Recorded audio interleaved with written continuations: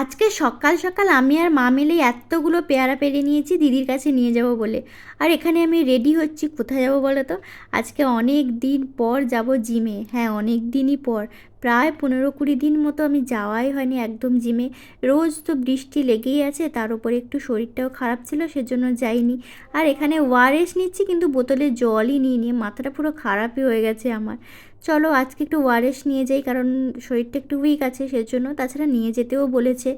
চলো, ব্যাগপত্র সব গোছানো হয়ে গেছে, চললো ভোলা নিয়ে চলা। আর না, সন্ধেবেলা একটু ছবি আঁকছিলাম, মানে আমি যদিও পারি না, তাও দেখে দেখে যতটুকু হয় আর কি। আগে আগে খুব শখ ছিল, এখন সময়ের অভাবে এসব কিছুই হয় না। আর অনেক হ্যান্ডক্রাফট করতেও ভালো লাগতো, এখন সত্যি আর এত টাইম নেই। আর একটা কাজ নিয়ে বসলে যতক্ষণ না সেটা আমি শেষ করতে পারছি, আমার শান্তি নেই। যাই হোক, অনেকক্ষণ টাইম নিয়ে এটা করলাম আর কি। কেমন হয়েছে জানিও। আর আমার তো ভালো